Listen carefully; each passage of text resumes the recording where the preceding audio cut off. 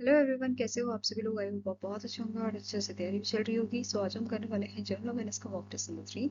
अगर आपने इसके प्रीवियस मॉक टेस्ट अटेम्प्ट नहीं किए हैं तो आई बटन पे आप लिंक देख सकते हैं प्लेलिस्ट का।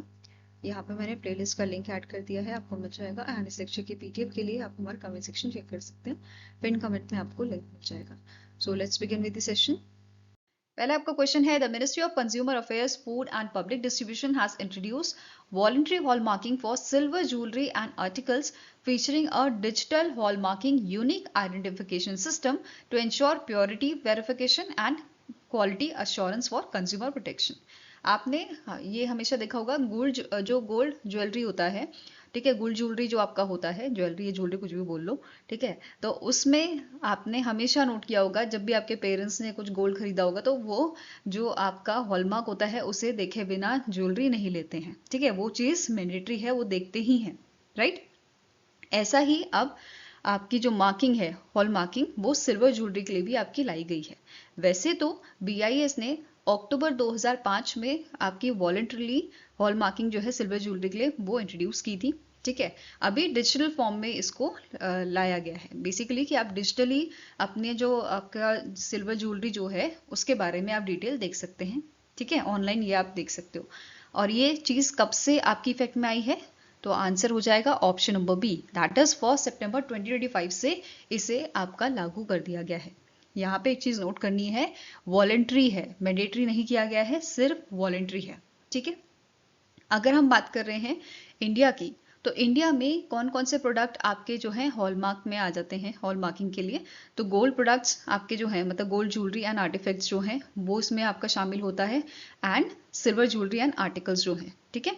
अब बात करते हैं थोड़ी और डिटेल में। तो जैसे बीआईएस की मैंने बात की थी, आपका ब्यूरो ऑफ इंडियन स्टैंडर्ड जो है इसने इंट्रोड्यूस किया था वॉलेंट्री हॉलमार्किंग सिल्वर ज्वेलरी की अक्टूबर 2005 में, ठीक है। और सिल्वर ज्वेलरी जो है, सिल्वर ज्वेलर्स जो है, बेसिकली इनको सर्टिफिकेशन ऑफ रजिस्ट्रेशन मिलता है एज पर दी स्टैंडर्ड जो आपका है 2112 के तहत, ठीक है। इंडियन स्टैंडर्ड 2112 के तहत इनको सर्टिफिकेट ऑफ रजिस्ट्रेशन दिया जाता है, ठीक है। जो अलाउ करता है manufacture and sale hallmark silver jewellery. इसी के थ्रू, इस स्टैंडर्ड के थ्रू ही इनको राइट मिलता है कि ये सेल और मैन्युफैक्चर करें सिल्वर ज्वेलरी हॉलमार्क्ड वाली, राइट। नाउ अब यहाँ पे कुछ चेंजेस किए गए हैं, मतलब अब यहाँ पे कुछ अमेंडमेंट्स हुए हैं। जैसे IS 2112 2025 में यहाँ पे कुछ स्टैंडर्ड आपके इंट्रोड्यूस किए गए हैं। जैसे यहाँ पे 7 प्योरिटी ग्रेड्स जो हैं वो लाए गए हैं, 800, 835, 925, 958, 970, 990, 999, ठीक है। इस टाइप के आपके प्योरिटी ग्रेड्स जो हैं वो यहाँ पे इंट्रोड्यूस किए गए हैं, क्लियर है। अब बीआईएस की बात कर रहे हैं तो स्टार्टिंग इन्फॉर्मेशन भी कवर कर लेते हैं। बीआईएस के करंट डायरेक्टर जनरल है प्रमोद कुमार तिवारी। हेडक्वार्टर आपका न्यू दिल्ली में है और 1986 में से स्टैब्लिश किया गया था, ठीक है। अब हमने बात की यहाँ पे वॉलेंट्री हॉल मार्किंग की सिल्वर ज्वेलरी की, ठीक है। अब इसमें कुछ कंपोनेंट्स आपके हैं, जैसे जो आपकी सिल्वर ज्वेलरी होगी उसमें बीआईएस स्टैंडर्ड मार्क जो आपका है, ये जो मार्क है इसके साथ साथ सिल्वर लिखा होना चाहिए, ठीक है। उसमें मेंशन होना चाहिए प्योरिटी ग्रेड क्या है आपकी ज्वेलरी का, ठीक है। साथ में ही आपका यहाँ पे 6 डिजिट का अल्फा न्यूमेरिक HUID कोड भी यहाँ पे मेंशन होना चाहिए, ठीक है। ये सब चीजें यहाँ पे बताई गई हैं। यहाँ पे आप देख सकते हो, जैसे ये BIS का मार्क है, फिर सिल्वर लिखा है, प्योरिटी ग्रेड है और आपका 6 डिजिट का यहाँ पे नंबर है, ठीक है। अब यहाँ पे बात की हमने डिजिटल हॉलमार्किंग की, ठीक है। तो आप इसे ऑनलाइन देख सकते हो। अब यहाँ पे क्या क्या डिटेल्स आपको जो है दिखाई जाएंगी, जैसे किस टाइप का आर्टिकल है आपका, प्योरिटी ग्रेड क्या है, हॉलमार्किंग डेट क्या है, किस तारीख को यहाँ पे हॉलमार्किंग डेट आपका रहेगा, ठीक है। टेस्टिंग सेंटर की डिटेल रहेगी और जो ज्वेलर रजिस्ट्रेशन नंबर है वो सब यहाँ पे मेंशन होगा। और ये आप चेक कर सकते हो BIS की केयर मोबाइल ऐप में, ठीक है। ये जो ऐप है ये 2020 में आपकी लाई गई थी, फाइन। नेक्स्ट क्वेश्चन है, विच life insurance company launch the life smart shield plus a future ready term insurance plan. तो इनमें से कौन सी आपकी कंपनी है जिसने लाइफ स्मार्ट शील्ड प्लस नाम का term insurance plan recently launch किया है। तो it is launch by the SBI life insurance company, ठीक है। किसने लॉन्च किया है, SBI लाइफ इंश्योरेंस ने इसे लॉन्च किया है और इसका पूरा नाम है SBI life smart shield plus, ठीक है। अब ये जो आपका टर्म इंश्योरेंस प्लान है, ये लाइफ कवरेज प्रोवाइड कर रहा है up to 100 years of age, ठीक है, under the whole life option और up to 79 years of age for other term options, ठीक है। स्टैटिक इन्फॉर्मेशन भी कवर करते हैं एसबीआई लाइफ इंश्योरेंस की। तो इसके करंट एमडी एंड सीईओ हैं अमित झिंगरन, हेडक्वार्टर मुंबई महाराष्ट्र में लोकेटेड है। और एसबीआई लाइफ इंश्योरेंस कंपनी जो है ये आपका जॉइंट वेंचर है SBI bank and PNB Paribas Cardiff का, जो आपकी फ्रांस की कंपनी है, ठीक है, फ्रांस की इंश्योरेंस कंपनी है। ओके, नेक्स्ट आपका क्वेश्चन है, who is the author of a book titled operation Sindoor the untold stories of India's deep strikes inside Pakistan, launch by the general Upendra Dwivedi. तो ये जो बुक है इसे लॉन्च किया है इंडिया के 30th chief of army staff, ठीक है, जनरल उपेंद्र द्विवेदी जी ने। और ये बुक आपकी है ऑपरेशन सिंदूर के ऊपर, जो फलकाम टेरर अटैक हुआ था उसके अगेंस्ट में इंडिया की जो आपके एक्शंस थे, ठीक है, ऑपरेशन सिंदूर, उस पे बेस्ड ये आपकी बुक है। ओके, किसने लिखी है? लेफ्टिनेंट जनरल कनवाल जीत सिंह, ठीक है, इनके द्वारा ये बुक लिखी गई है। फाइन, पब्लिश किसने किया है? पेंगुइन रैंडम हाउस इंडिया द्वारा इसको पब्लिश किया गया है। यहाँ पे आप ये बुक देख सकते हैं, ठीक है। नेक्स्ट इज नशा मुक्त भारत अभियान, ठीक है। नशा मुक्त भारत अभियान जो है इसे रिसेंटली 5 साल कंप्लीट हुए हैं। और क्वेश्चन क्या है कि इसकी नोडल मिनिस्ट्री कौन सी है, ठीक है, किसने इसे इंप्लीमेंट किया था नशा मुक्त भारत अभियान को? तो it was it's nodal ministry is ministry of social justice and empowerment, ठीक है। कौन सी मिनिस्ट्री है? Ministry of social justice and empowerment जो है वो इसकी नोडल मिनिस्ट्री है, ठीक है। इसे लॉन्च कब किया गया था? 2020 में लॉन्च किया गया था, 15 अगस्त 2020 को, ministry of social justice and empowerment द्वारा, under the national action plan for drug demand reduction, ठीक है, इसके तहत इसे लॉन्च किया गया था। और इनिशियली इसे 272 वनरेबल डिस्ट्रिक्ट्स में आपका लॉन्च किया गया था। और अभी ये सारे ही हमारे जो डिस्ट्रिक्ट्स हैं, मतलब आपकी पूरी कंट्री में जो है ये मतलब अभी आपका जो है लॉन्च किया जा चुका है, ठीक है। अब यहाँ पे एक और चीज़ जो नोट करनी है, नशा मुक्त भारत अभियान के लिए ministry of social justice and empowerment ने बहुत सारे MOU साइन किए हैं, जैसे इस्कॉन के साथ, ठीक है, ताकि जो है अवेयरनेस जो है वो फैलाई जा सके, ठीक है। जैसे आपका निरंकारी संत निरंकारी मिशन है, इनके साथ इन्होंने MOU साइन किया है, रामचंद्र मिशन के साथ, ठीक है, ऑल वर्ल्ड गायत्री परिवार जो है इसके साथ इनके MOU साइन हुए हैं for the mass awareness activities. Okay, next आपका है, अब ये जो नशा मुक्त भारत अभियान है, ठीक है, इसके तहत 3 प्रोंग्ड स्ट्रैटेजीज हैं। पहली है सप्लाई कंट्रोल, जो मैनेज किया जाता है नारकोटिक्स कंट्रोल ब्यूरो द्वारा, ठीक है। दूसरा है डिमांड रिडक्शन एंड अवेयरनेस, और इसे लीड करता है ministry of social justice and empowerment. तीसरा आता है ट्रीटमेंट एंड रिहैबिलिटेशन, इसे कौन देखता है? Ministry of health and family welfare इसे देखता है, ठीक है। अगर इम्प्लीमेंटेशन स्ट्रक्चर की बात करें तो सेंट्रल लेवल पे हमारी मिनिस्ट्री जो है नोडल मिनिस्ट्री, वो इसका काम देखती है। स्टेट लेवल पे committees which is chaired by the principal और चीफ सेक्रेटरी, वो इसे देखते हैं। डिस्ट्रिक्ट लेवल पे डिस्ट्रिक्ट कलेक्टर या मजिस्ट्रेट देखते हैं। एंड म्यूनिसिपल लेवल पे लोकल अभियान कम्युनिटीज जो हैं वो इसकी जो है इम्प्लीमेंट इसे करती हैं, ठीक है। इसके लिए एक हेल्पलाइन नंबर भी यहाँ पे जो है आपका दिया गया है 14446 नाम से, ठीक है। अब बात करें यहाँ पे कि इसका इम्पैक्ट क्या हुआ है या हमने अभी तक क्या चीज़ अचीव की है, तो अभी 18.10 प्लस करोड़ लोगों तक जो है इंफॉर्मेशन या अवेयरनेस जो है वो पहुंचाई जा चुकी है, ठीक है। 20,000 प्लस मास्टर वॉलंटियर्स को ट्रेन किया गया है। 1.67 प्लस करोड़ स्टूडेंट्स जो हैं आपके from 99,595 institution, they have pledged to be a drug free. Okay, now next आपका क्वेश्चन है, which general insurance company received ISO 27001 2022 certification for information security management system and ISO 22301 2019 certification for business continuity management system। तो recently इनमें से कौन सी general insurance company है जिसे ये दोनों सर्टिफिकेशन मिले हैं? तो answer is option number C, that is universal Sompo general insurance company limited जो है इस कंपनी को ये सर्टिफिकेशन रिसेंटली मिले हैं। And this company is a joint venture of Indian bank, Indian overseas bank, Karnataka bank, Dabur investment corporation and Japan की सोमपो Japan insurance company का ये जॉइंट वेंचर है, जिसको ये दोनों आपके सर्टिफिकेशन मिले हैं। एक तो मिला है इंफॉर्मेशन सिक्योरिटी मैनेजमेंट सिस्टम के लिए, दूसरा मिला है बिजनेस कंटिन्यूटी मैनेजमेंट सिस्टम के लिए। ठीक है, अब स्टैटिक इन्फॉर्मेशन कवर करें तो इसका हेडक्वार्टर मुंबई महाराष्ट्र में लोकेटेड है। एमडी एंड सीईओ है शरद माथुर और 2007 में इसे स्टैब्लिश किया गया था।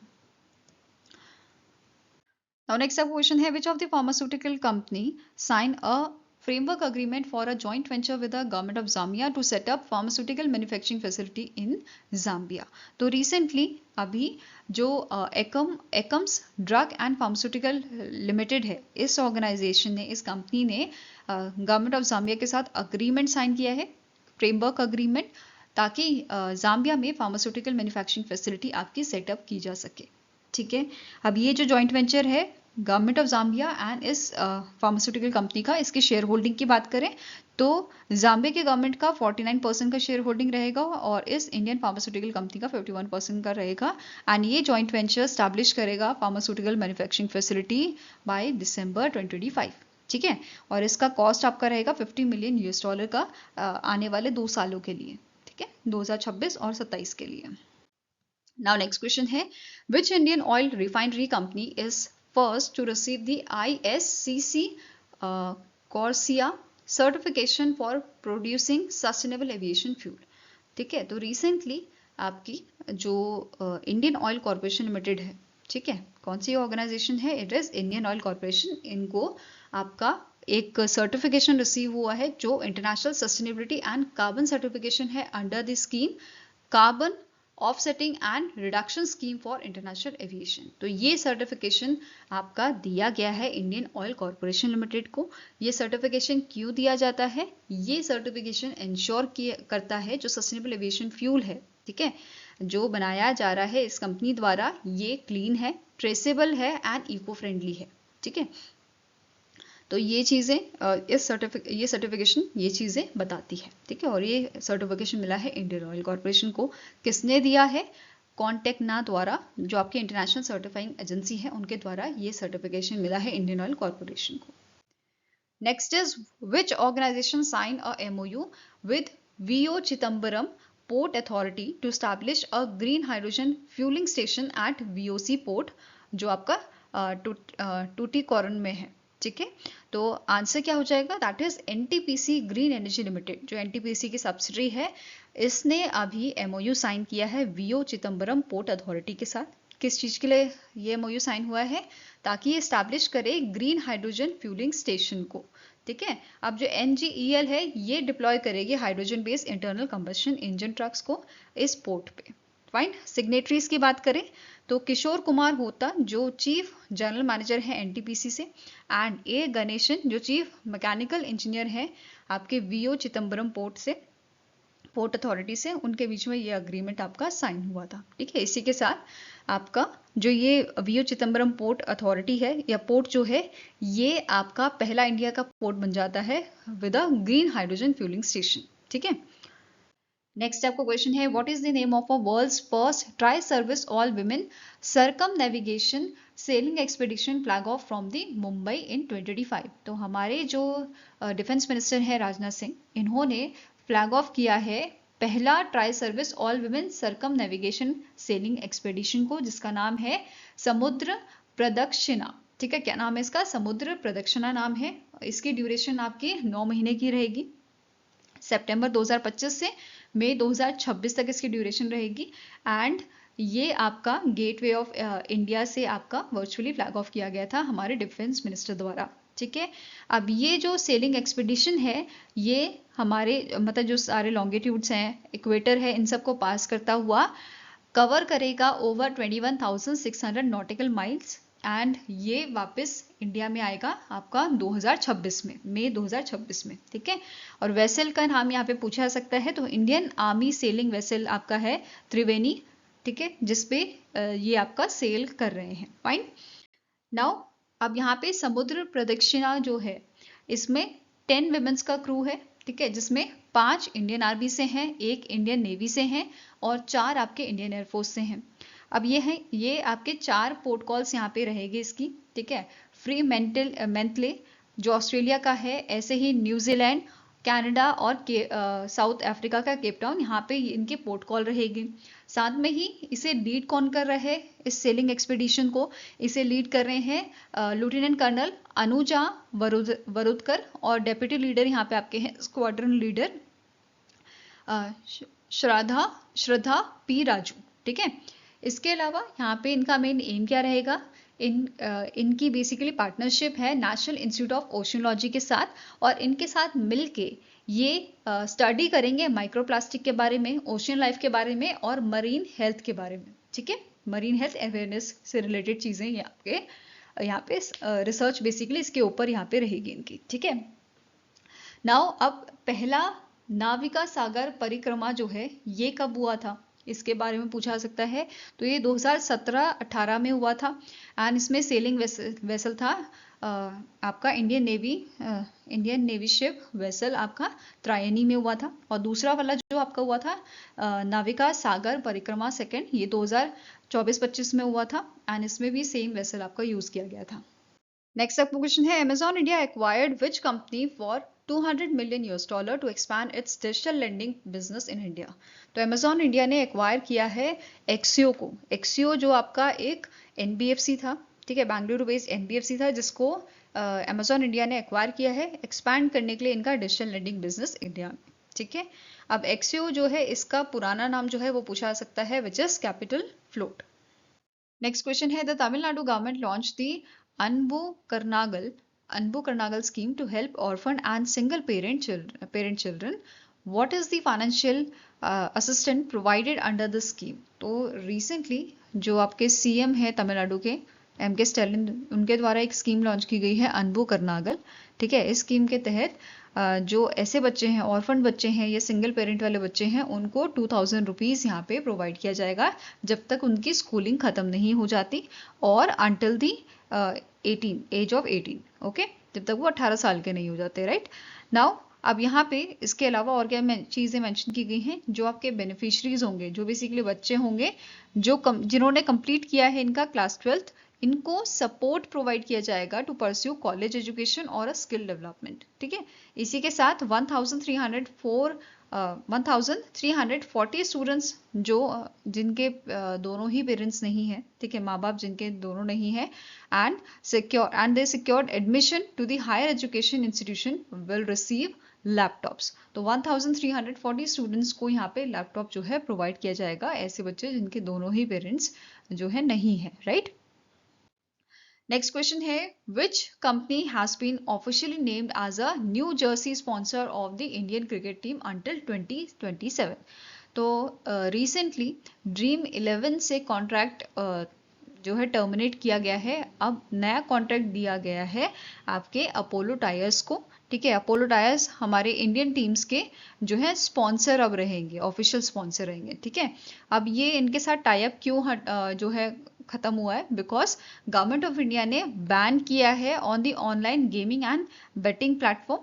ठीक है, under the promotion and regulation of online gaming act 2025, और इसी के तहत ये जो डील थी वो आपकी जो है खत्म की गई है। ठीक है, अपोलो टायर्स के साथ जो डील हुई है ये आपके 2027 तक विमेंस और मेंस की जो आपकी जर्सी होती है इंडियन क्रिकेट की, उसके स्पॉन्सर रहेंगे, और ये बीसीसीआई को पर मैच 4.5 करोड़ का अमाउंट जो है वो पे कर रहे हैं। ओके, Now next आपका क्वेश्चन है, who was appointed as a chairman and managing director of a NHPC Limited by the Appointments Committee of Cabinet in September 2025? तो recently NHPC Limited के जो चेयरमैन एंड मैनेजिंग डायरेक्टर हैं वो appoint किए गए हैं। किसने अपॉइंट किए हैं? ACC ने। ठीक है, कौन अपॉइंट किया गया है? भूपेंद्र गुप्ता जी को अपॉइंटमेंट एज अपॉइंट किया गया है CMD NHPC लिमिटेड का। ठीक है, और इन्होंने सक्सीड किया है राजकुमार चौधरी को। Fine. Now next up question है, which company collaborated with Tata Electronics Private Limited to deliver India's first indigenously designed and fully owned 4-channel X-band beamformer IC model FD3R441? तो इनमें से कौन सी कंपनी है जिसने कोलैबोरेट किया है टाटा इलेक्ट्रॉनिक्स के साथ? किस चीज के लिए? To deliver India's first indigenously design and fully owned 4-channel X-band beamformer IC model जिसका है FD3R441। ठीक है, तो यहाँ पे आंसर हो जाएगा option number D, that is fermion IC design private limited जो है इनका कोलैबोरेशन हुआ है टाटा इलेक्ट्रॉनिक्स प्राइवेट लिमिटेड के साथ, ठीक है। नेक्स्ट आपका क्वेश्चन है which of the following organisation jointly launch the quick response based unified payment interface that is UPI services for Indian travellers in the Qatar. तो इनमें से कौन सी ऑर्गेनाइजेशन है जिन्होंने जॉइंटली लॉन्च किया है आपका QR based UPI services Indian travellers के लिए कतार में? तो it is NPCI international payment limited and कतार का जो नेशनल बैंक आपका है, ठीक है, कतार नेशनल बैंक, इन दोनों के द्वारा आपका ये लॉन्च किया गया है QR based UPI payment. Basically कतार ऐसा करने वाला आपका 8वां देश बना है जिसने यूपीआई को कमर्शियल लेवल पे यूज करना स्टार्ट किया है, ठीक है। इससे पहले भूटान, फ्रांस, मॉरिशस, देन आपका नेपाल, सिंगापुर, श्रीलंका, यूएई में ये आपका यूज हो रहा है। साथ में ही कौन सा पेमेंट गेटवे यहाँ पे यूज होएगा फॉर द ट्रांजेक्शन? तो it is Netstar which is a Japanese payment aggregator, ठीक है। नेक्स्ट आपको क्वेश्चन है which Indian organization sign a loan agreement with the Japan bank for international corporation that is JBIC के साथ एक agreement यहाँ पे साइन किया गया है, लोन अग्रीमेंट फाइनेंस करने के लिए क्लीन एनर्जी प्रोजेक्ट्स इंडिया में, और इसका अमाउंट आपका है 3,500 करोड़ का, ठीक है। तो आंसर आपका यहाँ पे हो जाएगा this agreement was sign between JBIC and power finance corporation limited, ठीक है। पावर फाइनेंस कॉर्पोरेशन लिमिटेड ने ये अग्रीमेंट साइन किया है Japan bank for international corporation JBIC के साथ, ठीक है। अब यहाँ पे जो अग्रीमेंट है, इस अग्रीमेंट में JBIC इन्वेस्ट कर रहा है, इसके साथ साथ 4 जापानीज बैंक जो है इसे को फाइनेंस कर रहे हैं। मतलब टोटल अमाउंट इन्होंने नहीं दी है, ये सिर्फ 36 बिलियन जापानीज येन यहाँ पे प्रोवाइड करेंगे। रेस्ट ऑफ द अमाउंट जो है वो आपका को फाइनेंस किया जाएगा 4 जापानीज बैंक द्वारा, ठीक है। अब यहाँ पे जो लोन है इसको कहाँ पे यूज किया जाएगा? ये बेसिकली आपका यूज किया जाएगा in the establishment of Assam bio ethanol private limited second generation bio ethanol and chemical plant में, जो असम में लोकेटेड है, ठीक है। नेक्स्ट आपको क्वेश्चन है the national payment corporation of India increase the UPI transaction limit to ₹5 lakh for categories related to tax payment which category is not included in this enhanced ₹5 lakh limit. तो recently NPCI ने कुछ categories के लिए transaction limit आपकी बढ़ाई है, ये आपकी 5 लाख कर दी गई है। साथ में ही जो 24 आवर्स लिमिट है वो भी कुछ कैटेगरीज में इन्होंने बढ़ाई है, वो भी डिस्कस करेंगे। उससे पहले आपका क्वेश्चन देखते हैं। क्वेश्चन में क्या बोला है, इनमें से कौन सी आपकी कैटेगरी है जिसमें जो एनहांस लिमिट है वो 5 लाख नहीं की गई है, ठीक है, वो इसमें इंक्लूड नहीं है आपका। तो answer is option number C, that is jewellery जो है इस कैटेगरी में आपका जो लिमिट है, ठीक है, वो नहीं बढ़ाया गया है, वो 5 लाख नहीं किया गया है, ठीक है। नाउ अब यहाँ पे एनपीसीआई ने डायरेक्शंस दिए हैं सारे बैंक्स को, एप्लीकेशन को, पेमेंट सर्विस प्रोवाइडर्स को, कि इनको ये सारी चीज़ें जो है आपकी की जो ट्रांजैक्शन लिमिट जो है और आपकी जो एग्रीगेट ट्रांजैक्शन लिमिट है 24 आवर्स की, वो जो चेंज हुई है वो कब से इंप्लीमेंट करनी है? वो आपके 15 सितंबर 2025 से इंप्लीमेंट करनी है, ऐसा बोला गया है, ठीक है। अभी एक एक कैटेगरी को देखेंगे, उससे पहले स्टार्टिंग इन्फॉर्मेशन कवर करते हैं एनपीसीआई की, जिसके एमडी एंड सीईओ है दिलीप अस्पे। हेडक्वार्टर इसका मुंबई महाराष्ट्र में लोकेटेड है और 2008 में इसे स्टैब्लिश किया गया था, ठीक है।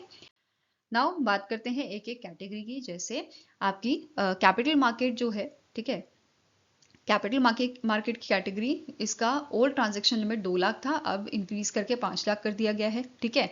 और 24 आवर क्यूमुलेटिव लिमिट कितनी है? 10 लाख कर दी गई है, ठीक है। नेक्स्ट है इंश्योरेंस पेमेंट की बात करें तो 2 लाख से बढ़ा के 5 लाख किया गया है। Then government e market place की अगर बात करें तो 1 लाख से 5 लाख की गई है। क्रेडिट कार्ड पेमेंट ये भी बढ़ाई गई है, 2 से 5 लाख की गई है। देन आपकी EMI कलेक्शन या लोन कलेक्शन जो है इसमें भी लिमिट आपकी बढ़ाई गई है, 2 लाख से 5 लाख की गई है। ऐसे ही ट्रैवल में 1 लाख से 5 लाख किया गया है। देन आपका ज्वेलरी परचेज जो है इसमें 1 लाख से बढ़ा के 2 लाख किया है, ठीक है। नेक्स्ट है आपके जो फॉरेक्स रिटेल होता है, या आप फॉरेन करेंसीज की फॉरेन करेंसीज की जो हम लेते हैं, राइट, तो उसकी लिमिट जो है वो बढ़ा दी गई है, 2 लाख से 5 लाख की गई है। ऐसे ही tax deposit via digital account जो है ये आपकी 2 से 5 लाख की गई है। ऐसे ही डिजिटल अकाउंट ओपनिंग जो है इनिशियल फंडिंग इसकी आपकी 2 लाख थी, अभी भी सेम है आपकी है, ठीक है। वहीं पे अगर हम बात करें 24 आवर क्यूमुलेटिव लिमिट की, तो ये आपकी capital market, then investment, then आपका इंश्योरेंस पेमेंट, फिर आपका गवर्नमेंट ई मार्केट प्लेस ये 10 लाख की गई है। ऐसे ही आपका लोन या EMI कलेक्शन ये भी 10 लाख है। मतलब 24 आवर्स में आप अप टू 10 लाख तक के ट्रांजेक्शन कर सकते हो, पर ट्रांजेक्शन 5 लाख ही खर्च कर सकते हो। ठीक है। नेक्स्ट आपका क्वेश्चन है, विच payment bank has announce the launch of a savings pro, India's first saving account that automatically invest account balances in the overnight mutual funds. तो इनमें से कौन सा आपका पेमेंट बैंक है जिसने एक इनिशिएटिव लॉन्च किया है सेविंग्स प्रो नाम से? ठीक है, जिसके तहत आपके अकाउंट में जो बैलेंस होगा उसको ओवरनाइट म्यूचुअल फंड में ऑटोमेटिकली जो है इन्वेस्ट कर दिया जाएगा। ठीक है, तो ये लॉन्च किया है आपका जियो पेमेंट बैंक ने। ठीक है, किसने लॉन्च किया है? जियो पेमेंट बैंक द्वारा इसको लॉन्च किया गया है। ठीक है, इनका कहना है कि नॉर्मली आपको जो इंटरेस्ट रेट मिलता है वो कम मिलता है। अब इसी चीज को आपका जो आपका पैसा है वो खाली बैठा हुआ आपके अकाउंट में क्या करेगा, इसलिए ये चाहते हैं कि ओवरनाइट म्यूचुअल फंड में आपका पैसा इन्वेस्ट करें ताकि आपको थोड़ा प्रॉफिट हो एज कम्पेयर टू जो आपके अकाउंट बैलेंस बेसिकली जो नॉर्मली आपको इंटरेस्ट मिलता है वो कम मिलता है। तो इसकी वजह से ओवरनाइट म्यूचुअल फंड में इन्वेस्ट करने की वजह से थोड़ा आपका इंटरेस्ट रेट जो है वो ज़्यादा मिलेगा। ठीक है, ये मेन मोटिव इसके पीछे है इनका लॉन्च करने का। Next question है, which institution secured the top spot in the overall category of a national institutional ranking framework, that is NIRF ranking 2025 for the 7th consecutive year? तो देखो, जैसे QS रैंकिंग आपकी होती है ना, या टाइम्स हायर एजुकेशन रैंकिंग होती है, ये ऑर्गेनाइजेशंस आपकी वर्ल्ड की जो यूनिवर्सिटीज हैं उनकी रैंकिंग प्रोवाइड करती है। कुछ पैरामीटर्स पे बेस्ड ये रैंकिंग होती है, राइट। ऐसे ही अगर हम बात करें विद इन इंडिया, तो इंडिया की जो यूनिवर्सिटीज हैं, ठीक है, उनकी रैंकिंग की अगर हम बात करें तो ये आ जाती है NIRF रैंकिंग में। ठीक है, अब इसमें आपकी ओवरऑल कैटेगरी होती है। ऐसे ही बहुत डिफरेंट डिफरेंट टाइप की कैटेगरी होती है यहाँ पे। इवन एक कैटेगरी अभी यहाँ पे एक ऐड भी गई है सस्टेनेबल डेवलपमेंट गोल वाली। ठीक है, वो यहाँ पे रिसेंटली ऐड की गई है, उसके बारे में देखेंगे। नाउ अभी हम बात कर रहे हैं NIRF रैंकिंग की। 2025 की रैंकिंग रिलीज की गई है। ठीक है, अब ये जो रैंकिंग है इसमें ओवरऑल कैटेगरी में टॉप किसने किया है? ये आता है IIT मद्रास। ठीक है, किसने टॉप किया है? इंडियन इंस्टीट्यूशन ऑफ टेक्नोलॉजी जो है मद्रास, IIT मद्रास द्वारा इसमें टॉप किया गया है और लगातार 7 सालों से ये टॉप पोजीशन पे बना हुआ है। अगर हम टॉप 5 इंस्टीट्यूशंस की बात करें, यूनिवर्सिटीज की बात करें, तो IIT मद्रास पहले नंबर पे आता है with a overall score of 87.31, followed by IISc Bengaluru 85 score इसका है। IIT बॉम्बे का है 81.62, IIT Delhi 80.67 and fifth number पे आता है आपका IIT कानपुर 77.25 इसका आपका ओवरऑल स्कोर है। ठीक है, नाउ अब बात करते हैं थोड़ी डिटेल में, ये कौन सा एडिशन आपका रिलीज किया गया है 2025 में? तो 10वां एडिशन है। इसमें टोटल इस बार 17 कैटेगरीज हमें देखने को मिली हैं। पहले 16 थी, अब 17 है, क्योंकि एक कैटेगरी यहाँ पे ऐड हुई है सस्टेनेबल डेवलपमेंट गोल वाली। ठीक है, कितने इंस्टीट्यूशन की रैंकिंग है? तो 100 इंस्टीट्यूशंस की यहाँ पे रैंकिंग होती है, जिसमें से 24 स्टेट पब्लिक यूनिवर्सिटीज थी, 22 आपकी private deemed universities, 19 IITs and IISc Bengaluru भी इसमें शामिल था, 9 प्राइवेट यूनिवर्सिटीज थी, ऐसे ही 8 NITs सेंट्रल यूनिवर्सिटीज थी, मेडिकल इंस्टीट्यूशंस थे। ठीक है, IISERs कॉलेज एंड IARI ये सब यहाँ पे आपके इसमें इंक्लूड किए गए थे। ठीक है, अब यहाँ पे अगर हम बात करें सबसे ज्यादा यूनिवर्सिटीज या टॉप रिप्रेजेंटेड स्टेट्स जो था आपका, वो कौन सा था? तो तमिलनाडु से सबसे ज्यादा यूनिवर्सिटीज इसमें शामिल हुई हैं। ठीक है, followed by Maharashtra and Delhi. ठीक है, Maharashtra, Delhi and Karnataka after that. Then top performers जो रहे हैं वो आपके IITs रहे हैं। ठीक है, देन अब बात करते हैं NIRF की रैंकिंग की। तो इसको 2015 में इंट्रोड्यूस किया गया था। उस टाइम पे ministry of human resource development आपकी जो है इनके द्वारा इसे इंट्रोड्यूस किया गया था। अब ये आपकी मिनिस्ट्री ऑफ एजुकेशन के अंडर आ जाता है। ठीक है, ये क्या करता है? इंश्योर करता है transparency in evaluating higher education. ठीक है, कि ये अच्छी तरीके से यहाँ पे जो है ट्रांसपेरेंसी के साथ इवैल्यूएट करता है आपकी जो रैंकिंग होती है इंडियन इंस्टीट्यूशंस की, यूनिवर्सिटीज की, राइट। तो इसका पहला एडिशन कब रिलीज किया गया था? 2016 में इसका पहला एडिशन आपका रिलीज किया गया था।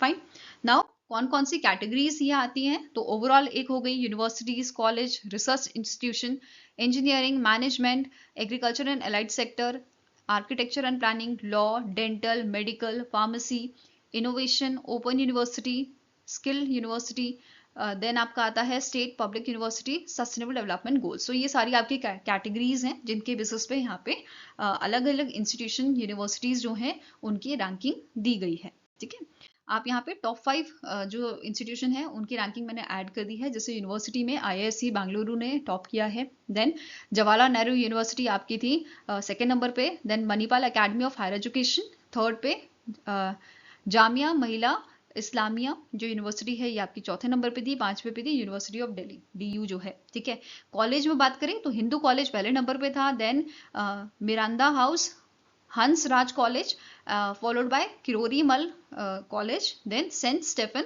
कॉलेज। ठीक है, ऐसे ही रिसर्च इंस्टीट्यूशन में टॉप किया है आपके IISc बेंगलुरु ने, followed by IIT Madras, then IIT Delhi, IIT Bombay and IIT Kharagpur at the fifth position, right. Then engineering में टॉप किया है आपका IIT Madras, IIT Delhi second number पे था, थर्ड पे बॉम्बे, फोर्थ पे कानपुर एंड फिफ्थ पे खड़गपुर। नेक्स्ट आता है मैनेजमेंट की कैटेगरी जिसमें टॉप किया है आपका Indian institute of management Ahmedabad ने। ठीक है, followed by IIM Bangalore, then IIM Kozhikode, then Indian institute of technology, then आता है Indian institute of management Lucknow. ठीक है, फार्मेसी में टॉप किया है आपका जामिया हमदर्द ने, followed by Birla institute of technology and science that is BITS Pilani, then Punjab university, JSS college of pharmacy and national institute of pharmaceutical education and research Hyderabad Telangana. Fine, then next आपका medical आता है जिसमें एम्स दिल्ली जो है इसने टॉप किया है, then post graduate institute of medical education and research that is PGI जो आपका है in the Chandigarh, right. Then Christian medical college Jawaharlal institute of post graduate medical education fourth number पे था, Sanjay Gandhi post graduate institute of medical science fifth number पे था। Dental की बात करें इसमें टॉप किया है आपका एम्स दिल्ली ने, followed bye Savita institute of medical and technical sciences. Next है लॉ में टॉप किया है national law school of India university Bengaluru Karnataka. ठीक है, followed by national law university. अब मैं स्टार्टिंग के ही आपके जो है उनको रीड कर रही हूँ, राइट। बाकी आप इसे वीडियो पॉज करके देख लीजिएगा और PDF भी आपको शेयर कर देंगे हम टेलीग्राम पे, तो उसमें देख के आप कर सकते हो, राइट। नेक्स्ट आता है आर्किटेक्चर एंड प्लानिंग, तो इसमें टॉप किया है आपका IIT रुड़की ने, followed by national institute of technology Calicut. Then next category है आपकी इनोवेशन की, इसमें आपका टॉप किया है IIT मद्रास ने, followed by IIT Bombay, IISc Bengaluru. Then open university में टॉप किया है Indira Gandhi national open university that is IGNOU, Karnataka state open university and it is followed by UP Rajarshi Tandon open university. Next है एग्रीकल्चर एंड एलाइड सेक्टर, इसमें top किया है आपका IARI Indian agriculture research institute new Delhi ने। ठीक है, then ICAR national dairy research institute from Haryana, इसने top किया है, मतलब सेकेंड पोजीशन पे ये था। देन हमारी जो न्यू आपकी कैटेगरी ऐड हुई है ये इंपॉर्टेंट है, इस पे बेस्ड आपको क्वेश्चन बन सकता है। इसमें टॉप किसने किया है IIT मद्रास ने, followed by Indian agriculture research institute new Delhi, Jamia मिलाई इस्लामिया। ठीक है, थर्ड नंबर पे था, फोर्थ पे आपका था SRM institute of science and technology, fifth पे था Manipal academy of higher education. तो ये वाली जो कैटेगरी है इसको अच्छे से याद कर लेना और ओवरऑल वाली जो कैटेगरी है उसे कंप्लीटली अच्छे से याद करना आपको। ठीक है, नेक्स्ट आती है आपकी स्टेट पब्लिक यूनिवर्सिटीज, इसमें टॉप किया है Jadavpur university from Kolkata, then Anna university second number पे था, एंड स्किल यूनिवर्सिटी में टॉप किया है Symbiosis skills and professional university जो आपकी है पुणे की, then Symbiosis university of applied sciences Indore and it is followed by Shri Vishwakarma skill university. Next question है the appointment committee of cabinet approved the appointment of which former RBI governor as executive director representing India at the international monetary fund. तो basically IMF जो है इसके executive director appoint किए गए हैं appointment committee of cabinet द्वारा। ठीक है, और इनका नाम है उर्जित पटेल। ठीक है, क्या नाम है? उर्जित पटेल, जो आपके 24th RBI के गवर्नर रहे थे। तो कभी कभी आपको ऐसा प्रीवियस इंफॉर्मेशन बेस्ड क्वेश्चन जो है वो भी पूछ लिया जाता है। ठीक है, तो इन्होंने सर्व किया है 24th RBI गवर्नर। ठीक है, साथ में ही आपका ये अपॉइंटमेंट होने से पहले, मतलब इंटरनेशनल मॉनेटरी फंड में एग्जीक्यूटिव डायरेक्टर के पद पे आने से पहले इन्होंने वाइस प्रेसिडेंट एज अ सर्व किया है for investment operation at the Beijing based Asian infrastructure investment bank. ठीक है, AIIB में। अब इन्होंने एज एग्जीक्यूटिव डायरेक्टर रिप्लेस किया है कृष्णमूर्ति सुब्रमण्यन को। ओके, नाउ नेक्स्ट क्वेश्चन आपका है, which Indian film maker become the first Indian women to win the best film director award in the Orizzonti section at the 82nd Venice international film festival, जो आपका 27 अगस्त से 6 सितंबर तक चला था इन दी लीडियो दी वेंजिया, Italy. तो हमारी इंडिया की कौन सी फिल्म मेकर हैं जिनको ये अवार्ड मिला है? इनका नाम है अनुपर्णा रॉय। ठीक है, क्या नाम है इनका? अनुपर्णा रॉय, जिनको ये अवार्ड मिला है। ठीक है, इन्हें ये अवार्ड दिया गया है इनकी debut film songs for forgotten trees के लिए, and it is presented by the Anurag Kashyap. Okay, now इसके अलावा गोल्डन लियोन जो है ये आपका दिया गया था बेस्ट फिल्म के लिए फादर मदर सिस्टर ब्रदर। इस फिल्म के लिए दिया गया था किसे? यूएसए के जिम जैरमश आपके जो डायरेक्टर हैं उनको ये अवार्ड दिया गया था। इसके अलावा 2001 में मीरा नायर जो है इनको गोल्डन लियोन अवार्ड दिया गया था बेस्ट फिल्म के लिए, and it was your monsoon wedding. ठीक है, नेक्स्ट आपको क्वेश्चन है, prime minister Narendra Modi unveil the ₹100 commemorative coin featuring Bharat Mata for the first time on the currency at 100 year celebration of Rashtriya Swayam Sevak Sangh, that is RSS का 100 year celebration था। उस occasion पे PM Modi ji ने unveil किया था आपका 100 रुपीज का कॉमरेटिव कॉइन, जिसमें भारत माता की आपकी फोटो आपको देखने को मिलेगी। ठीक है, अब ये जो कॉइन है इसमें इसका वेट जो है वो 40 ग्राम है और डायमीटर इसका 44 mm का है, एंड ये कौन से मटेरियल से बना है? So it is made up of a silver, 99.9% silver से ये आपका बना है। ठीक है, इसके अलावा यहाँ पे जो कॉइन है इसमें फ्रंट वाले साइड में आपको लायन कैपिटल ऑफ अशोका जो है वो देखने को मिलेगा, एंड दूसरी साइड भारत माता का यहाँ पे आपको जो है इमेज देखने को मिलेगा। और ये आपके आपकी कौन सी मुद्रा में ये आपको दिखेंगी? वरदा मुद्रा में, विच is a gesture of blessing. ठीक है, इसके अलावा एक स्टैम्प भी यहाँ पे लॉन्च किया गया था जिसमें मेंशन किया गया है, मतलब जिसमें आपकी जो इमेज है which is 1963 Republic day parade जो थी आपकी स्वयं सेवक संघ की, ठीक है, स्वयं सेवक ऑफ आरएसएस की, वो यहाँ पे आपको इस स्टैम्प में देखने को मिलेगी। ठीक है, अब बात करते हैं आरएसएस की। तो आरएसएस के संघ चालक कौन है? मोहन भागवत जी। हेडक्वार्टर्स का नागपुर महाराष्ट्र में है और 27 सितंबर 1925 को इसे स्टैब्लिश किया गया था। ठीक है, यहाँ पे आप इमेज देख सकते हैं भारत माता की, एंड अभी मैंने जो आपको कॉइन के बारे में बताया था कि बैक साइड में यहाँ पे आपको भारत माता का जो है इमेज वो देखने को आपको मिलेगा। ठीक है, ये आपका इमेज है उस कॉइन का। Okay, now next is the Department of Post signed a MOU with which organization to distribute mutual funds through post offices. तो इनमें से कौन सी ऑर्गेनाइजेशन है जिन्होंने अग्रीमेंट साइन किया है, जिन्होंने मेमोरेंडम ऑफ अंडरस्टैंडिंग साइन किया है आपका? ठीक है, ताकि जो पोस्ट सर्विसेज है, हमारी जो पोस्टल सर्विसेज है, उनसे आपका म्यूचुअल फंड डिस्ट्रीब्यूट किया जा सके। तो answer here is it is option number E. Association of mutual funds in India ने ये अग्रीमेंट साइन किया है on it's 30th foundation day, जो आपका सेलिब्रेट किया गया था मुंबई महाराष्ट्र में। ठीक है, अब ये जो एमओयू है ये वैलिड रहेगा आपका 3 साल तक। फाइन, अब यहाँ पे एक और चीज, जो चेयरमैन है AMFI के, वो करंटली कौन है? इनका नाम है नवनीत मुनोत। नेक्स्ट क्वेश्चन है, which bank partnered with the Bharat pay to launch India's first EMI driven credit card? अभी मुझे कमेंट सेक्शन में आप ये बताइए कि EMI का फुल फॉर्म क्या होता है। ठीक है, तो इनमें से कौन सा बैंक है जिसने भारत पे के साथ मिलकर लॉन्च किया है इंडिया का पहला EMI ड्रिवन क्रेडिट कार्ड? तो it is launch in collaboration with the unity small finance bank. ठीक है, यूनिटी स्मॉल फाइनेंस बैंक और भारत पे ने मिलकर लॉन्च किया है आपका EMI क्रेडिट कार्ड। ओके, अब जो कार्ड है इसका नाम है यूनिटी बैंक भारत पे क्रेडिट कार्ड। इसके लिए एलिजिबिलिटी क्या है कि जो पर्सन है, जो इंडिविजुअल है, वो 21 से 65 ईयर्स के बीच में होने चाहिए।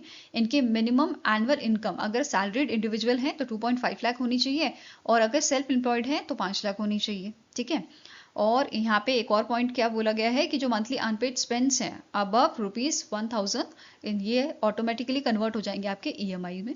ठीक है, with a flexible tenure of up to 12 months with a penalty free payment, pre payment ये आपकी रहेगी। ठीक है। स्टैटिक इन्फॉर्मेशन भी कवर करते हैं यूनिटी स्मॉल फाइनेंस बैंक के। इसके करंट सीईओ हैं Indrajit Kamorta.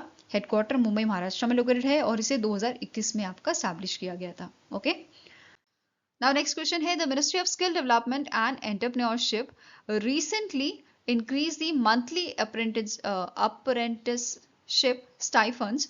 What is the new stipend range as per the amended apprenticeship rule 1992? तो रिसेंटली क्या हुआ है, जो आपकी ministry of skill development and entrepreneurship है, इन्होंने मंथली अप्रेंटिसशिप स्टाइफंड्स जो होते हैं वो इंक्रीज किए हैं। जो पहले आपके 5,000 से 9,000 के बीच में होते थे, अब इसकी जो रेंज है वो आपकी 6,800 से 12,300 तक कर दी गई है। ठीक है, आंसर यहाँ पे क्या हो जाएगा, it is option number B. अब इसकी प्रीवियस रेंज तो हमने डिस्कस कर ली, 5,000 से 9,000 के बीच में ये था। ठीक है, इसके अलावा यहाँ पे जो ये हाइक्स हैं वो आपके अप्लाई होंगे national apprenticeship promotion scheme and national apprenticeship training scheme, दोनों पे ही। Okay, next is the standing committee of national board for wildlife has approved the west Bengal government's proposal to integrate the माल्टा, रादीगी and Ramganga forest ranges into which tiger reserve, making it India's second largest tiger reserve. तो recently आपकी जो standing committee है which is chaired by दी भूपेंद्र यादव, जो हमारे union minister हैं ministry of environment, forest and climate change के। ठीक है, इस स्टैंडिंग कमिटी ने अभी यहाँ पे अप्रूव किया है वेस्ट बंगाल गवर्नमेंट का प्रपोजल कि माल्टा, रेदिगी एंड रामगंगा फॉरेस्ट रेंजेस को आपका इंक्लूड कर दिया जाए सुंदरबन टाइगर रिजर्व में। तो आंसर यहाँ पे क्या हो जाएगा, option number B, Sundarban tiger reserve. और इसी के साथ मतलब after including these 3 forest ranges, ये जो आपका टाइगर रिजर्व है ये सेकेंड लार्जेस्ट टाइगर रिजर्व हो जाएगा। अगर बात करी जाए फर्स्ट लार्जेस्ट की तो ये है नागार्जुना सागर सरिसलम टाइगर रिजर्व, जो आपका आंध्र प्रदेश में लोकेटेड है। और इसका एरिया कितना है, अप्रॉक्स 3,727.82 स्क्वायर किलोमीटर का। और सुंदरबन जो आपका है सुंदरबन टाइगर रिजर्व, इसका एरिया कितना हो जाएगा आफ्टर मर्जिंग, 3,629.57 स्क्वायर किलोमीटर का। फाइन, अब बात करेंगे कुछ स्टैटिक इंफॉर्मेशन की। As per the latest census 101 tigers जो आपके हैं ये हैं सुंदरबन टाइगर रिजर्व में, जिसमें से 80 टाइगर रिजर्व आपके करंट रिजर्व्स में है एंड 21 टाइगर रिजर्व आपके एडजॉइनिंग साउथ 24 परगनास फॉरेस्ट जो हैं वहां पे आपके हैं। ठीक है, अब इसके साथ ही अब बात करें हम सुंदरबन की। ठीक है, सुंदरबन डेल्टा रीजन जो है, ठीक है, यहाँ पे ही आपका क्या है, टाइगर रिजर्व है। तो जो सुंदरबन डेल्टा है ये आपका फेमस किस चीज के लिए, सुंदरबन आपने बहुत बार सुना होगा सुंदरबन के बारे में। ये आपका फेमस है वर्ल्ड के लार्जेस्ट मैंग्रोव फॉरेस्ट एरिया के लिए। दूसरा आपका ये फेमस है रॉयल बंगाल टाइगर के लिए। ठीक है, 2 चीजों के लिए इसका नाम जाना जाता है। अब यहाँ पे हम बात कर रहे हैं सुंदरबन टाइगर रिजर्व की, तो ये बना कब था, 1973 में अंडर प्रोजेक्ट टाइगर इसको बनाया गया था, डिक्लेयर किया गया था टाइगर रिजर्व।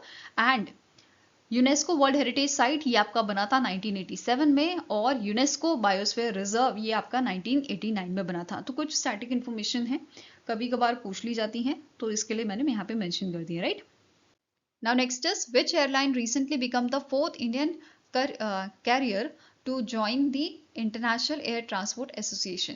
IATA जो है ये आपका एक एयरलाइन ट्रेड एसोसिएशन है, जिसका पार्ट अभी रिसेंटली बना है एयर इंडिया एक्सप्रेस। ठीक है, तो ये आपका 4th एयरलाइन है जो इंटरनेशनल एयर ट्रांसपोर्ट एसोसिएशन का पार्ट बना है। एंड इससे पहले air India, Indigo and spice jet इसके पास पार्ट आपके रह चुके हैं। ठीक है, नेक्स्ट क्वेश्चन है, which company launch the arise for you innovation and entrepreneurship challenge for students in collaboration with the Pearson India and ministry of electronics and information technology startup hub. तो recently HCL technology ने arise for you innovation and entrepreneurship challenge को launch किया है, ताकि जो हमारी young generation है उनको हम इनकरेज करें, इंस्पायर करें कि वो अपना खुद का बिजनेस, ठीक है, स्टार्ट करें। ठीक है, बेसिकली नए नए आइडियाज लाएं और अपना खुद का बिजनेस स्टार्ट करें। तो बेसिकली एंटरप्रेन्योरशिप जो है वो यहाँ पे और बढ़ाई जाए, उसे इनहांस किया जाए, इस वजह से ये चैलेंज लॉन्च किया है HCL टेक्नोलॉजी ने in collaboration with these 2 organisation. ठीक है, अब ये जो चैलेंज है इसका ग्रैंड फिनाले आपका 12 से 13 मार्च को होगा इन 2026। एंड अंडर दिस चैलेंज जो पियर्सन इंडिया है ये entrepreneurship and small business certifications जो है वो प्रोवाइड करेगी। साथ में दूसरी ऑर्गेनाइजेशन जो आपकी है ये फीचर करेगी around 62 hubs for mentorship and counselling, ठीक है। और यहाँ पे जो आपके विनर होंगे उनको 10 लाख का अमाउंट यहाँ पे दिया जाएगा, इंक्यूबेशन सपोर्ट प्रोवाइड किया जाएगा एंड नेशनल मीडिया कवरेज इनको मिलेगा। ओके, नेक्स्ट क्वेश्चन है which department has issued the revised National Action Plan for Glanders to strengthen the surveillance, prevention, control and eradication of disease in equines. Equines आपके होते हैं जैसे horses हो गए, donkeys हो गए, तो इन animals को equines बोलते हैं, ठीक है। इनमें ग्लैंडर नाम की जो बीमारी है वो पाई जाती है और इसके लिए नेशनल एक्शन प्लान रिवाइज किया गया है, ठीक है। किसने रिवाइज किया है? Department of animal husbandry and dairying द्वारा इसको रिवाइज किया गया है, ठीक है। अब ये इसका मेन एम क्या है कि जो आपकी नेशनल एक्शन प्लान है इसको रिवाइज करने का मेन एम क्या है कि हम कैसे प्रिवेंट करें, कंट्रोल करें, इरेडिकेट करें ग्लैंडर्स को इंडिया में, ठीक है। ग्लैंडर्स जो है ये आपका बैक्टीरिया से होता है। कौन से बैक्टीरिया से होता है?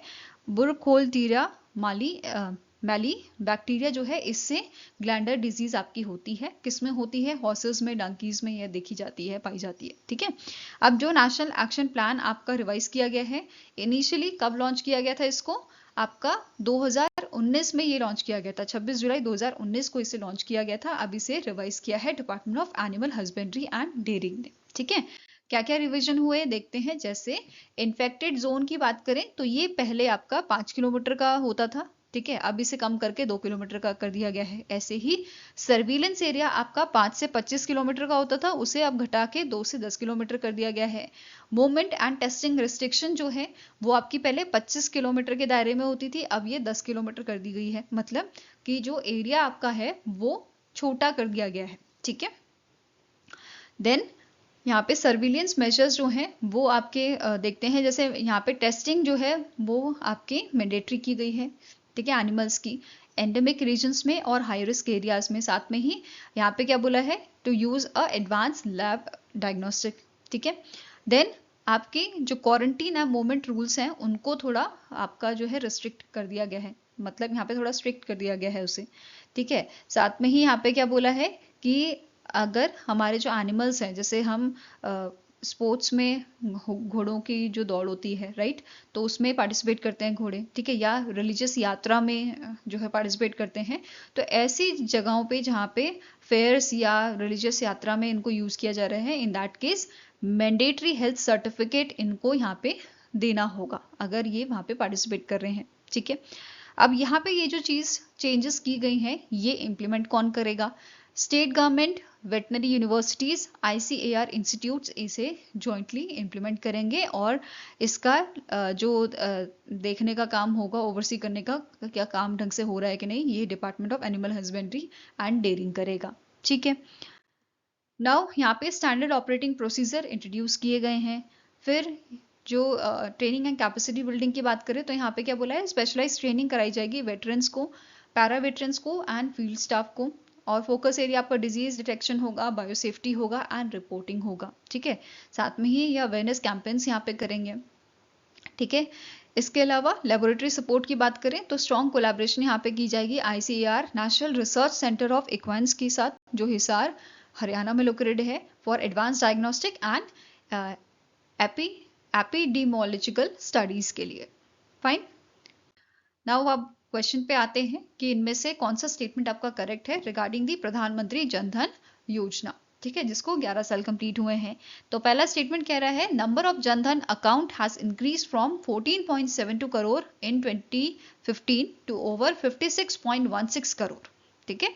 नेक्स्ट है about 67% of the accounts are in rural and semi-urban areas whereas 33% are in urban and metro areas. Next है कि 56% जनधन अकाउंट जो हैं ये आपके विमेंस के हैं। डी ऑप्शन कह रहा है टोटल डिपॉजिट जो आपका है इन दी प्रधानमंत्री जनधन योजना अकाउंट्स, ये आपका 15,670 करोड़ से इंक्रीज होके कितना हो गया है? 2,67,755 crore as of August 2025। Last statement कह रहा है ऑल ऑफ दी अबव। तो सारे स्टेटमेंट्स आपके करेक्ट हैं, आंसर हो जाएगा option number E, that is all of the above are correct.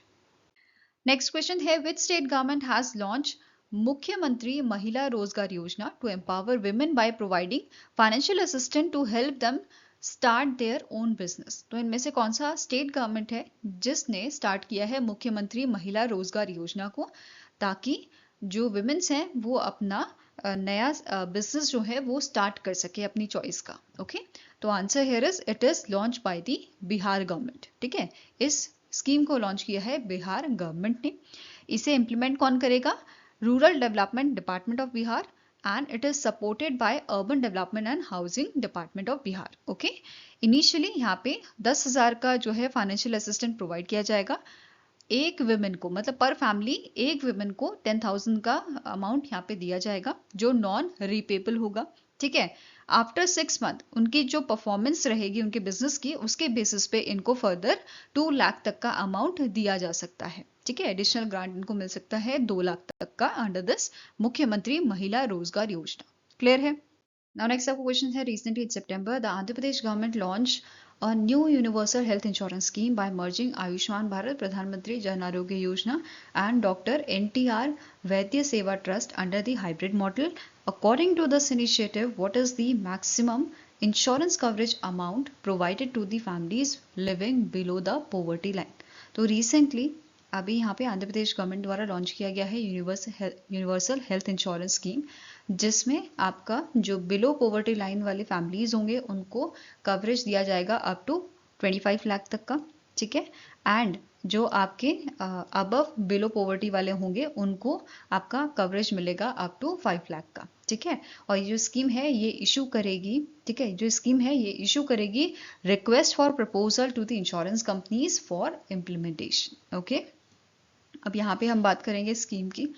देखो मैंने आपको बोला 2 टाइप की यहाँ पे है, एक तो below the poverty line families जिनको 25 लाख तक का कवरेज मिलेगा, और अबव पॉवर्टी लाइन फैमिलीज जिनको अप टू 5 लाख तक का कवरेज यहाँ पे मिलेगा। तो इन दोनों पे बेस्ड आपको क्वेश्चन बन सकता है। ठीक है, तो ये ध्यान में रखना है।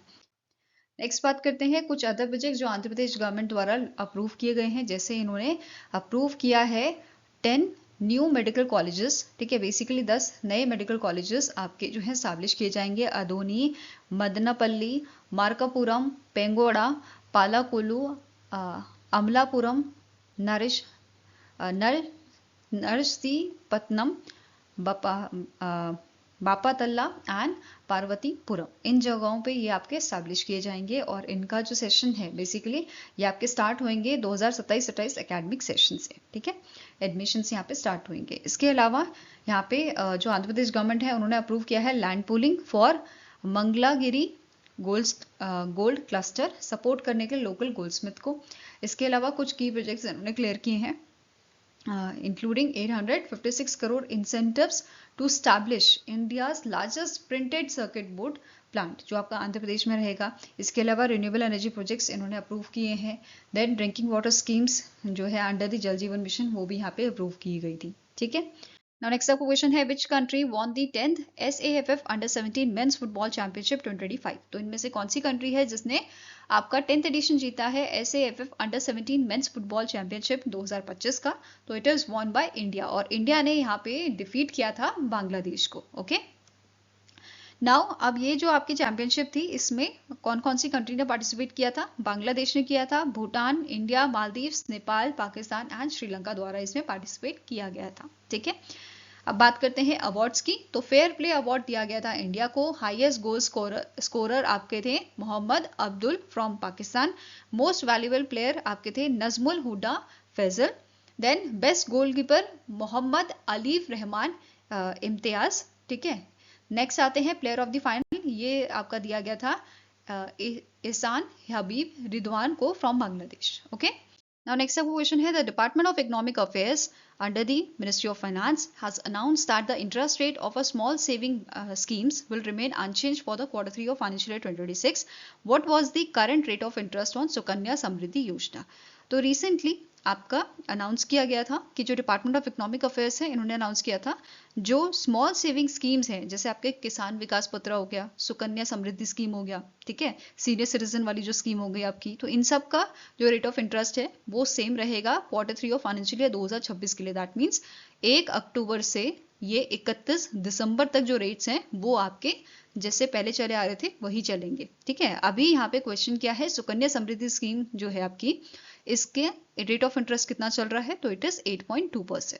वेरस बाकी स्कीम्स अगर हम देखें, जैसे किसान विकास पत्र 7.5%, देन पब्लिक प्रोविडेंट फंड 7.1% है, सुकन्या समृद्धि स्कीम ये आपका 8.2, 7.7 है नेशनल सेविंग सर्टिफिकेट में senior citizen saving scheme 8.2%, then post office monthly income scheme 7.4, Mahila सम्मान सेविंग सर्टिफिकेट 7.5% आपका है। वेरस अगर हम बाकी आपकी देखें, जैसे पोस्ट ऑफिस सेविंग्स डिपॉजिट 4% है। ठीक है, then 1 year post office time deposit 6.9, 2 year के लिए 7%, 3 के लिए 7.1%, 5 के लिए 7.5% and 5 year post office recurring deposit, इसके लिए आपका 6.7% रेट ऑफ इंटरेस्ट यहाँ पे है। ठीक है, इसके अलावा एक स्टैटिक क्वेश्चन पूछा जा सकता है कि कौन सी कमिटी थी जिसने फॉर्मुलेट किया था मेथड कि कैसे हम स्मॉल सेविंग स्कीम्स का रेट ऑफ इंटरेस्ट डिसाइड करेंगे, कैसे निकालेंगे। ठीक है, तो this committee was Shyamala Gopinath committee.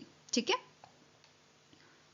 Now next आपका क्वेश्चन है, who were announced as a flag bearer of a Indian contingent for 12th world para athletic championship, जो आपका जवाहरलाल नेहरू स्टेडियम में होगा न्यू दिल्ली में। तो आंसर आपका है यहाँ पे है धर्मवीर एंड प्रीतिपाल। ठीक है, धर्मवीर नैन एंड प्रीतिपाल जो हैं ये आपके फ्लैग बेरियर हैं इंडियन कंटिजेंट के।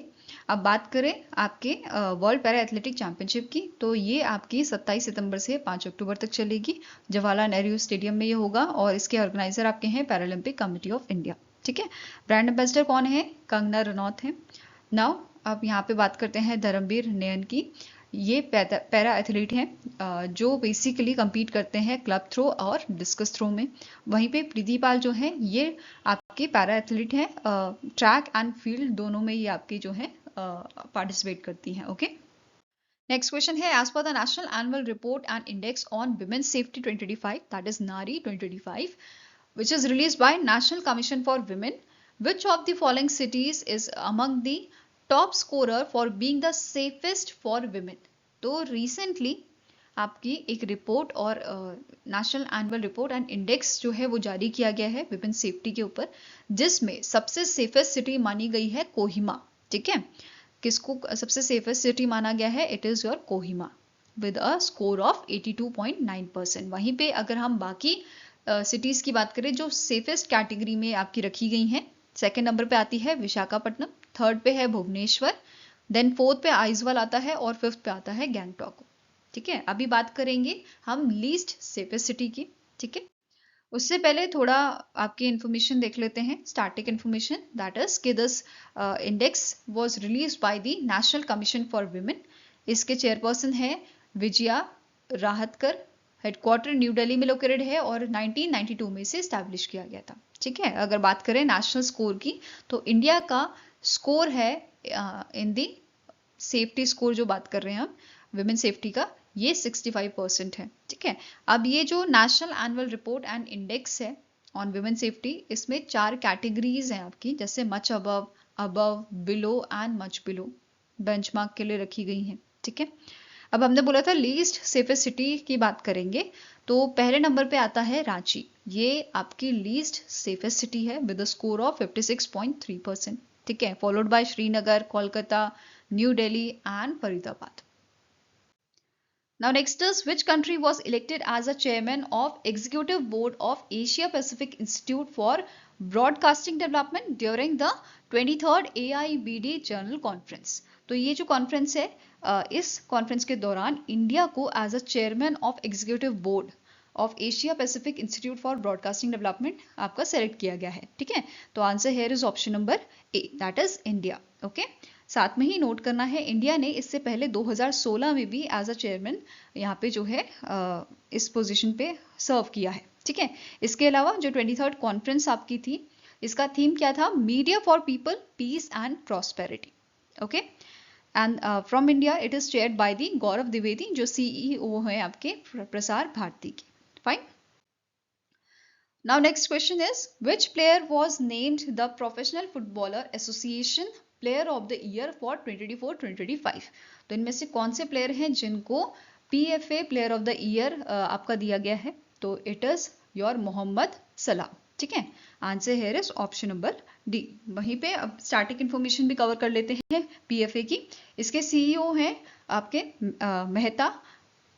मेहता मोलांगो। हेडक्वार्टर इसका मैनचेस्टर यूके में है और इसे 1907 में स्टैब्लिश किया गया था। नाउ बाकी डिटेल इसकी देखते हैं। जैसे विमेंस की कैटेगरी में ये दिया गया है Mariona Caldentey from Spain. Then men's young player of the year दिया गया है मॉर्गन रॉजर्स को। देन विमेंस की कैटेगरी में Olivia Smith and champion player of the year दिया गया है जेम्स ट्रैफोर्ड को। League One player of the year दिया गया है रिचार्ड कोन को and one player of the year ये दिया गया है आपका मिशेल चीक को फ्रॉम इंग्लैंड। ओके, यहाँ पे goalkeeper, defender, midfielder and forwards इनकी कैटेगरी आप यहाँ पे देख सकते हो वीडियो पॉज करके। ओके, नेक्स्ट क्वेश्चन है which event was launch by the ministry of port shipping and waterways in collaboration with the IIT Madras and other organization to advance research innovation startups and entrepreneurship in the maritime sector. तो इनमें से कौन सा event जो है ministry of port shipping and waterways द्वारा आपका launch किया गया है? तो इट इज लॉन्च, इसका नाम आपका है मैराथन 2025। ठीक है, किसने लॉन्च किया है?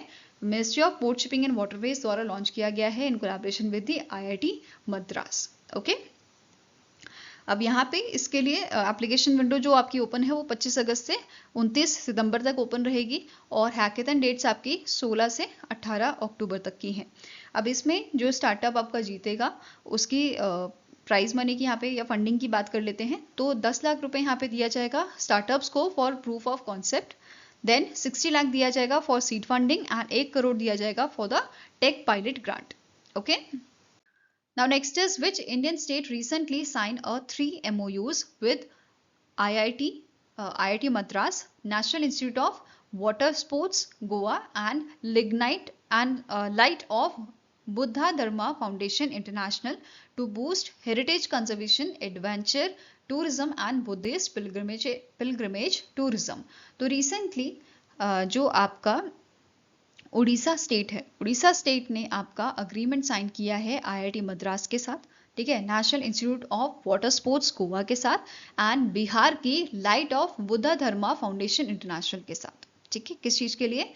बूस्ट करने के लिए heritage conservation, adventure tourism and Buddhist pilgrimage tourism के लिए। ओके, नाउ नेक्स्ट आपको क्वेश्चन है लॉरा डेल मियर जो जर्मनी से बिलोंग करती हैं, इनका रिसेंटली डेथ हुआ है। She tragically passed away in the mountaineering accident on Laila peak जो आपका पाकिस्तान में लोकेटेड है।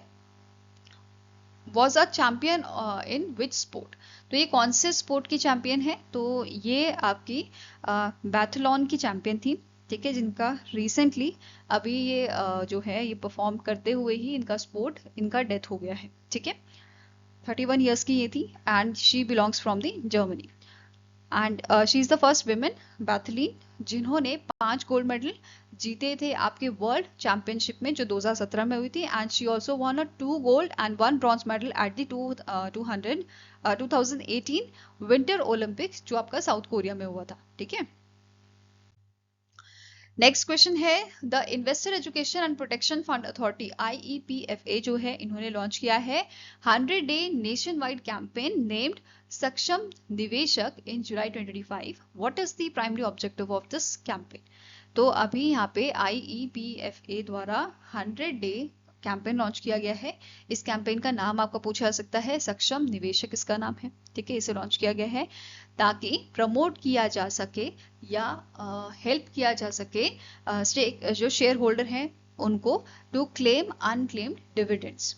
ठीक है, जो शेयर होल्डर है उनको हेल्प किया जा सके क्लेम करने में उनके अनक्लेम्ड डिविडेंड्स को। ठीक है, साथ में ही उनके मतलब हेल्प करना आपके जो शेयर होल्डर्स हैं उनको अपने KYC अपडेट करने के लिए एंड नॉमिनेशन डिटेल्स के लिए। ठीक है, जो कैंपेन है इसे 28 जुलाई को स्टार्ट किया गया था, 6 नवंबर तक ये आपका चलेगा। ठीक है, IEPFA की बात करें तो इसे स्टैब्लिश किया गया था आपका 2016 में। Fine, Now next question here, the Cabinet Committee on Economic Affairs has approved proposal of the Airport Authority of India to develop a greenfield airport at which location with a total estimate cost of 1507. तो recently हमारी जो cabinet है उन्होंने approval दिया है आपके airport authority of India को कि वो डेवलप कर सकती है ग्रीन फील्ड एयरपोर्ट। कौन सी लोकेशन पे? इन दी कोटा बूंदी राजस्थान। तो ये आपका जो एयरपोर्ट है ये कहाँ बनाया जाएगा? राजस्थान में, ठीक है। और इसका एस्टिमेटेड कॉस्ट कितना है? 1507 करोड़ का, ठीक है। अब एयरपोर्ट अथॉरिटी ऑफ इंडिया की बात करें, इसके करंट चेयरमैन है विपिन कुमार, हेडक्वार्टर न्यू दिल्ली में लोकेटेड है और 1995 में इसकी शुरुआत की गई थी, इसे स्टैब्लिश किया गया था। Now next question है, what is the name of an advanced AI system introduced by the NASA to analyze and forecast space weather? तो recently NASA ने सूर्य नाम का एक आर्टिफिशियल इंटेलिजेंस सिस्टम जो है वो इंट्रोड्यूस किया है, ठीक है। क्या नाम है इसका? सूर्या। और इसका काम रहेगा, ये बेसिकली आपके एक्यूरेट फॉरकास्ट जो है हमें बताएगा, ठीक है। सोलर फ्लेयर्स के जो मतलब बेसिकली एक्यूरेट फॉरकास्ट होगा आपका सोलर फ्लेयर्स के लिए, इरप्शंस के लिए, ठीक है। और मतलब जो भी चीज़ें स्पेस में चल रही होंगी जो हमारी सैटेलाइट्स को हार्म कर सकती हैं, उन सब चीज़ों के बारे में बेसिकली ये हमें बताएगा, ठीक है। इसका पूरा नाम है Surya heliophysics foundational model, ठीक है। इसे डेवलप किया है नासा की intra agency implementation and advance concept team, that is impact and international business machine, और इसके साथ और भी यहाँ पे पार्टनर्स हैं जिनके द्वारा इसको जो है डेवलप किया गया है। फाइन। नेक्स्ट है, engineers India limited recently sign an MOU with which organization to jointly develop Bharat small modular reactor. तो इनमें से कौन सी ऑर्गेनाइजेशन है जिसके साथ एमओयू साइन हुआ है इंजीनियर्स इंडिया लिमिटेड का? किस चीज के लिए? डेवलप करने के लिए छोटे मॉड्यूलर रिएक्टर जो आपके हैं, स्मॉल मॉड्यूलर रिएक्टर, ठीक है, उनको। तो it is signed with your nuclear power corporation of India, NPCIL के साथ ये अग्रीमेंट इंजीनियर्स इंडिया लिमिटेड का साइन हुआ था, ठीक है। अब ये जो कोलैबोरेशन है बेसिकली ये सपोर्ट करेगा गवर्नमेंट का जो न्यूक्लियर एनर्जी मिशन है फॉर विकसित भारत, जिसका एम है 100 गीगावाट हमें जो है अचीव करना है न्यूक्लियर पावर कैपेसिटी बाय 2047। तो ये इस टारगेट को सपोर्ट करेगा, ठीक है। Next question is, which state emerge as a winner of a inaugural Khelo India water sport festival, जो आपका जम्मू एंड कश्मीर में हुआ है, ठीक है। कौन से स्टेट ने से जीता है? It is won by the Madhya Pradesh, ठीक है। किसने जीता है? It is won by the Madhya Pradesh. Second number पे ओडिशा था, थर्ड पे आपका केरला, फोर्थ पे उत्तर प्रदेश एंड फिफ्थ पे आपका दिल्ली था, ठीक है। मैस्कॉट आपका था हिमालयन किंगफिशर, लोगो में शिकारा को फीचर किया गया था एंड बेसिकली जो लोगो था ये आपका बताता है जम्मू एंड कश्मीर का जो कल्चर है उसके बारे में, राइट। इसका ड्यूरेशन क्या था? 21 से 23 अगस्त तक ये आपका चला था। Next is, what is the name of India's first hydrogen power train coach, जो रिसेंटली टेस्ट की गई है इंडियन रेलवे द्वारा at the integral coach factory in Chennai Tamil Nadu.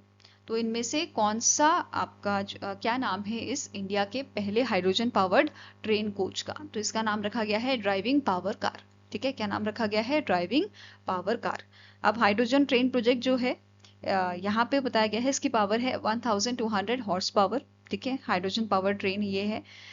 यहाँ पे टोटल 10 कोचेस होंगे जिसमें से 2 आपके जो हैं hydrogen powered driving power cars होंगे, देखिए मतलब जो एक तरह से इंजन होता है आपका वही होगा, आगे और पीछे ये लगेगा एंड बीच के 8 कोचेस पैसेंजर्स के लिए आपके होंगे, ठीक है। नाउ टेक्नोलॉजी की बात करें तो हाइड्रोजन फ्यूल सेल टेक्नोलॉजी यहाँ पे यूज की गई है for producing electricity via chemical reaction between hydrogen and oxygen, okay. Next is यहाँ पे अगर बात करें हाइड्रोजन और ऑक्सीजन यूज हो रहा है तो यहाँ पे जो आपका आउटपुट निकलेगा वो रहेगा आपका वाटर वेपर एंड हीट, ठीक है। एनवायरमेंट फ्रेंडली है क्योंकि हाइड्रोजन है यहाँ पे, okay. Now hydrogen for heritage initiative जो है ये आपका प्लान किया गया था कि इसके तहत हम डिप्लॉय करेंगे 35 hydrogen power trains on heritage and हिली रूट्स इन इंडिया, ठीक है। जिसके लिए पर ट्रेन का कॉस्ट आपका 80 करोड़ रखा गया है, ठीक है। Estimated cost for per train is 80 crore and estimated infrastructure cost per route ये सेट किया गया है आपका 70 करोड़, ठीक है। नेक्स्ट आपको क्वेश्चन है, which organization launch the Veer Parivar Sahayata 2025 scheme in collaboration with the high court of Jammu and Kashmir and Ladakh and the Jammu and Kashmir legal services authority to aid defence personnel and their families. तो इनमें से कौन सी ऑर्गेनाइजेशन है जिन्होंने इस स्कीम को लॉन्च किया है, वीर परिवार सहायता scheme, in collaboration with High Court of Jammu and Kashmir and Ladakh and J&K Legal Services Authority द्वारा? तो it is option number B, national legal services authority द्वारा इस स्कीम को लाया गया है ताकि जो है सहायता प्रोवाइड की जाए सर्विसमैन या एक्स सर्विसमैन को। ठीक है, अब जो स्कीम है इसे फॉर्मली लॉन्च किया गया था जस्टिस सूर्यकांत जो एग्जीक्यूटिव चेयरमैन है NALSA के, उनके द्वारा इसको आपका जो है लॉन्च किया गया था। इस स्कीम के बारे में देखते हैं। तो जो स्कीम है ये फ्री लीगल एड प्रोवाइड करती है सोल्जर्स को एंड देयर फैमिलीज को for issues like property dispute and domestic cases. ठीक है, जो अनरिजॉल्व रहते हैं क्योंकि सोल्जर बार बार जो है छुट्टी लेके नहीं आ सकता है। ठीक है, जैसे फॉर एग्जांपल वो जम्मू कश्मीर में पोस्टेड है या नॉर्थ ईस्टर्न जगह पे पोस्टेड है, तो वहां से बार बार छुट्टी लेके सोल्जर नहीं आ सकता, जवान नहीं आ सकता। इस वजह से ये स्कीम आपकी लाई गई है उसको सपोर्ट करने के लिए। ठीक है, अब ये जो है लीगल एड या लीगल सपोर्ट जो है वो किन किन को प्रोवाइड किया जा सकता है, जैसे BSF के जो जवान होंगे, CRPF के, ITBP पर्सनल्स के होंगे, उनको यहाँ पे ये लीगल सपोर्ट प्रोवाइड करेगा। ठीक है, अब यहाँ पे 3 की पिलर्स रखे गए हैं स्कीम के, जैसे फॉर एग्जांपल कोई सोल्जर है, ठीक है, उसके घर में लैंड डिस्प्यूट कुछ चल रहा है, ठीक है, और वो जैसे आपका जम्मू एंड कश्मीर में पोस्टेड है फॉर एग्जांपल। ठीक है, तो यहाँ पे लीगल हेल्प प्रोवाइड करने के लिए जो NALSA है, ठीक है, ये क्या करेगा, ये आपका जो क्लिनिक्स हैं, लीगल क्लिनिक्स, उनको सेटअप करेगा आपके जिला, राज्य, केंद्रीय सैनिक बोर्ड्स। ठीक है, इन सबको यहाँ पे डेडिकेटेड लीगल सर्विस क्लिनिक जो है वो यहाँ पे सेटअप करेगा। ठीक है, साथ में ही specially trained nodal officers, legal aid counsels and paralegal volunteers जो हैं वो डिप्लॉय करेगा आपके सपोर्ट के लिए। ठीक है, जवान के सपोर्ट के लिए। साथ में ही यहाँ पे डिजिटल एक्सेस जो है वो प्रोवाइड किया जाएगा, मतलब ऑनलाइन मीडिएशन, मतलब ऑनलाइन यहाँ पे जो है आपका केस जो है रिजॉल्व किया जाएगा क्योंकि बार बार आना जाना नहीं हो सकता है। ठीक है, एंड ई लोक अदालत for easy and timely legal assistant. Next आपका क्वेश्चन है, विच mission was announced by the PM Narendra Modi during the 124th episode of monthly radio show मन की बात for digitization of ancient manuscript? तो इनमें से कौन सा आपका मिशन है जो PM मोदी द्वारा लॉन्च किया गया है, किस चीज के लिए? आपके जो एंशियंट मैन्युस्क्रिप्ट्स है उसको डिजिटली अवेलेबल कराने के लिए या उसका डिजिटल वर्जन लॉन्च करने के लिए। ठीक है, तो आंसर यहाँ पे हो जाएगा इट इज ज्ञान भारतम मिशन। कौन सा मिशन है? ज्ञान भारतम मिशन, जिसके तहत आपकी जो मैन्युस्क्रिप्ट्स हैं उनको डिजिटली यहाँ पे किया जा रहा है। ठीक है, अब ये जो मिशन है ये सेंट्रल सेक्टर स्कीम है आपकी 2024 से 31 की, जिसका टोटल एलोकेशन दिया गया है 482.85 करोड़ का। ठीक है, इवन जो हमारा आपका बजट था, यूनियन बजट, इसमें भी इसके लिए फंड जो है वो इंक्रीज किया गया है 3.5 करोड़ का। पहले ये 3.5 करोड़ था, अब इसको इंक्रीज करके 60 करोड़ यहाँ पे कर दिया गया था। ठीक है, साथ में यहाँ पे क्या बोला है, जब डिजिटलाइजेशन इसका हो जाएगा तो नेशनल डिजिटल रिपोजिटरी यहाँ पे बनाई जाएगी।